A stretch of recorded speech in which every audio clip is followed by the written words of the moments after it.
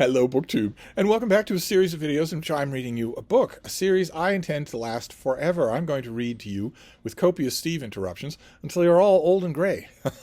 And the book we're reading is Mr. Scarborough's Family by Anthony Trollope. And we just had a shocker of a chapter. We have returned to Fulham Manor House. We've returned to Dolly Gray, the daughter of Mr. Gray, the lawyer who is engaged in Mr. Scarborough's family business, in disinheriting his son, now in raising enough money to disembarrass the property, pay off Montroy Scarborough's debts and whatnot. Mr. Gray is thickly involved in our story, and so has Dolly been. She is the conscience of the firm. She isn't paid by his law firm, but she runs over every case with him. And she lives a quiet, solitary, virtuous life. She is totally devoted to her father, but she does charity in the village and is also trying to be nice to her cousins, to the family that Mr. Gray entirely supports, even though, because they have a spendthrift husband, a drunken Irishman, even though they don't warrant it. They don't warrant it. The girls in the family are awful, especially the oldest ones. Dolly Gray can't stand them. But in the last chapter that we read, she was engaged in melancholy reflections on the fact that she's totally devoted to her father, but he's twice her age and is certainly going to die before she does. She's going to face long years where she has no purpose for her life, and she has come to the reluctant conclusion that the focus of those years will be devoting herself to her young cousins, even though she hates them. I mean, she's got to have a task in life. And we're going to get a little more of that. This next chapter is called Mr. Juniper, and it is all about that family. This is chapter 34. Though there was an air of badinage, almost tomfoolery, about Dolly when she spoke of her matrimonial prospects to her father, as when she said that she would stick a knife into Mr. Barry. That's the guy who proposed to her. Still, there was a seriousness in all that she said, which was more than grave. She was pathetic and melancholy. She knew that there was nothing before her but to stay with her father and then to devote herself to her cousins, from whom she was aware that she recoiled almost with hatred. You're going to see why. She's not overreacting. They're awful. Their mother might be fairly decent, but the children are awful. As the mother acknowledges in this chapter, oh my God, it's heartbreaking. And she knew that it would be a good thing to be married. If only the right man would come. The right man would have to bear with her father and live in the same house with him till the end. The right man must be a knight without fear and without reproach. The right man must be strong-minded and masterful, must have a will of his own, but must be strong-minded always for good. And where was she to find such a man as this? She, who was only an attorney's daughter, plain, too, and with many eccentricities. She was not intended to marry, and consequently the only man who came in her way was her father's partner, for whom, in regard to the share of business, she might be desirable. Trollope has already told us that she's not exactly plain. She could try a little. Her father said that to her. You could try a little.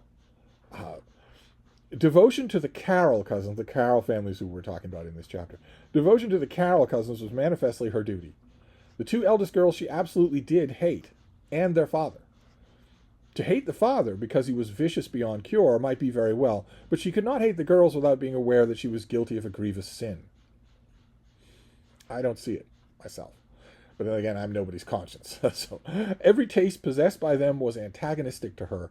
Their amusements, their literature, their clothes, their manners, especially in regard to men, their gestures and color, were distasteful to her. They hide their dirt with a thin veneer of cheap finery, said Dolly to her father. He had replied by telling her that she was nasty. No, but unfortunately I cannot but see nastiness. Dolly herself was clean to fastidiousness. Take off her coarse frock, and there the well-designed lady began. Look at the heels of Sophie's boots. Give her a push, and she'll fall off her pins as though she were on stilts. They're always asking to have a shoemaker's bill paid, and yet they won't wear stout boots. I understand your point, Dolly, but you're asking teenage girls to wear stout boots. I'll pay the man, she said to Amelia, that's another one of the Carroll girls, one day, if you'll promise to wear what I'll buy you for the next 6 months. But Amelia had only turned up her nose. These were the relatives to whom it would become her duty to devote her life.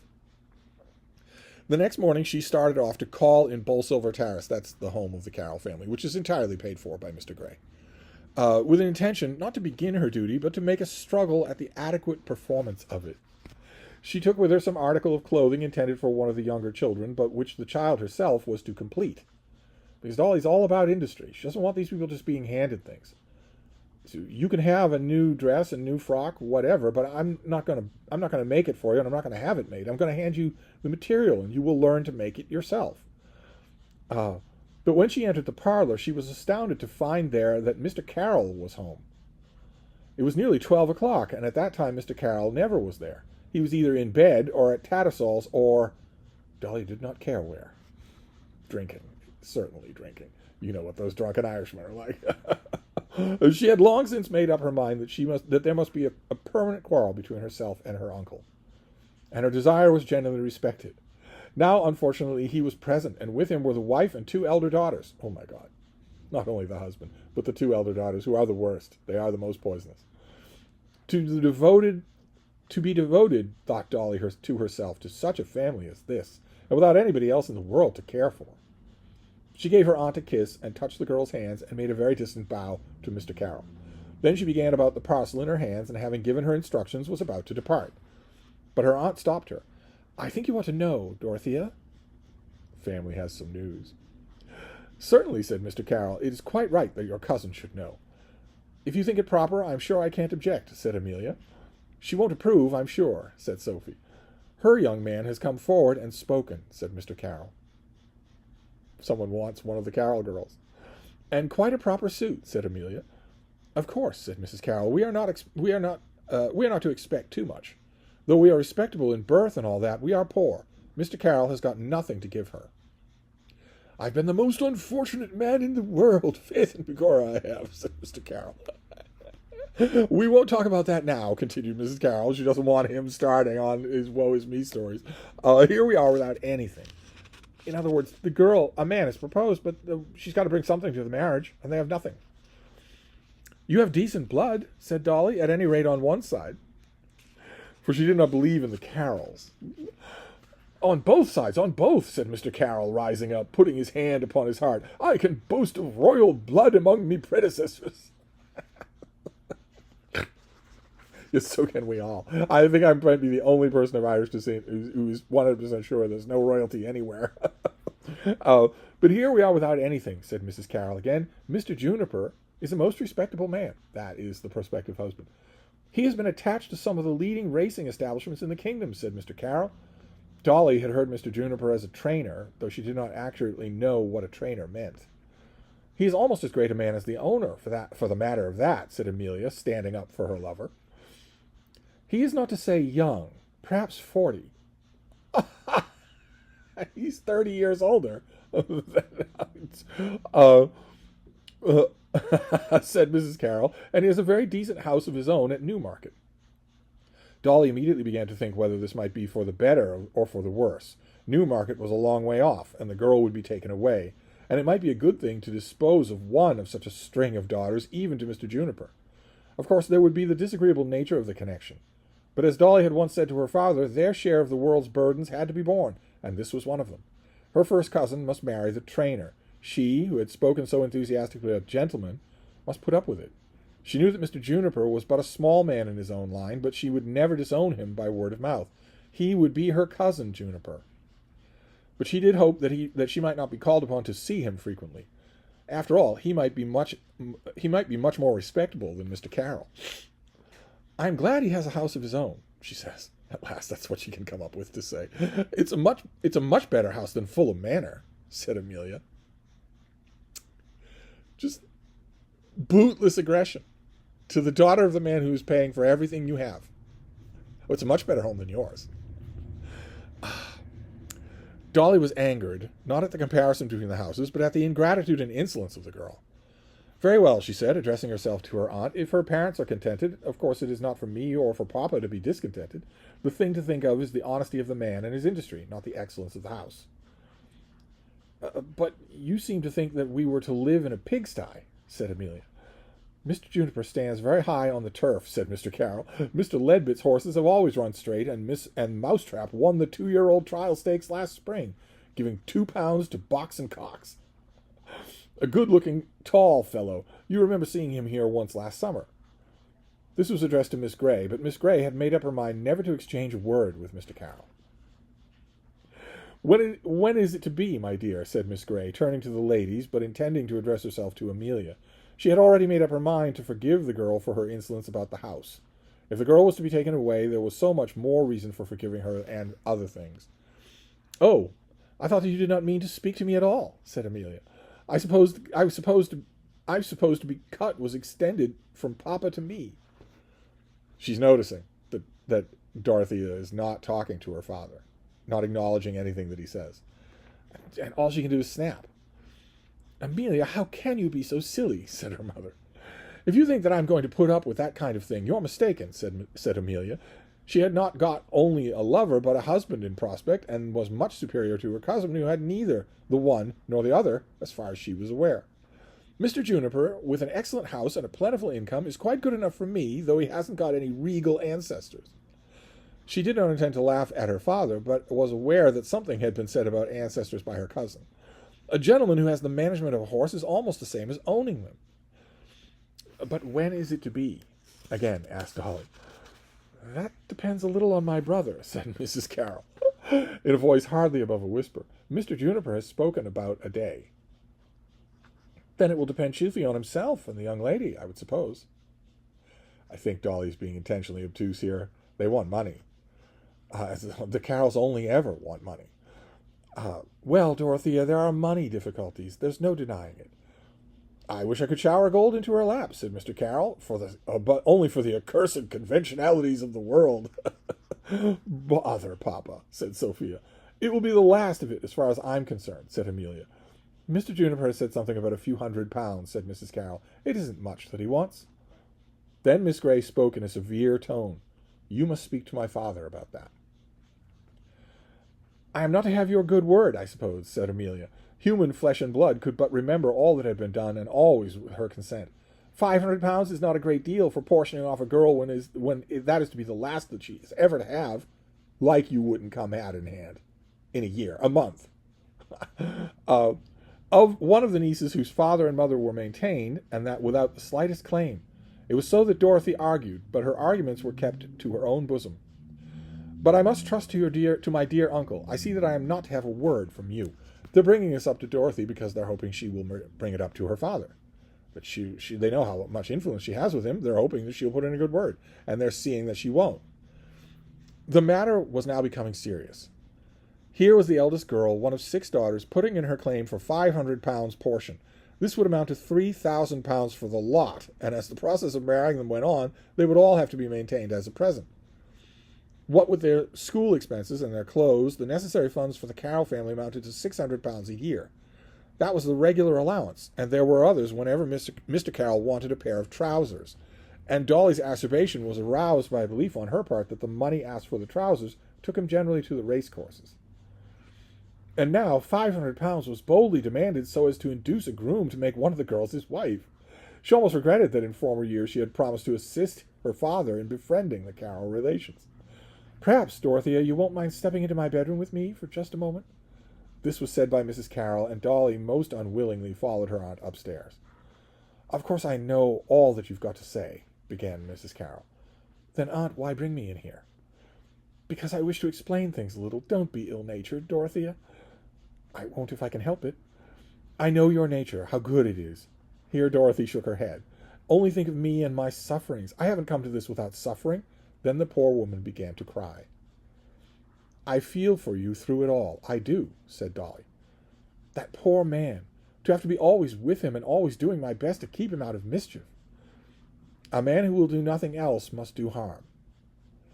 Of course he must, but what can he do now? And the children, I can see. Of course I know they are not all they ought to be, but with 6 of them and nobody but myself, how can I do it all? They are his children as well as mine.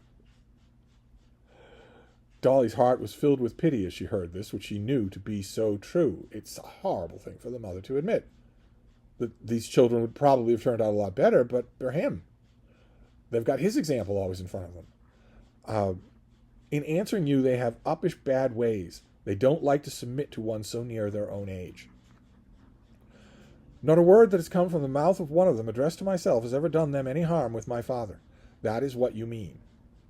No, but with yourself. I do not take anger against them out of the room with me. Now, about Mr. Juniper. The question is much too big for me. Am I to tell my father?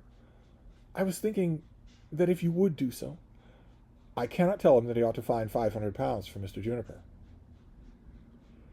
Perhaps 4 would do. Nor can I ask him to drive a bargain.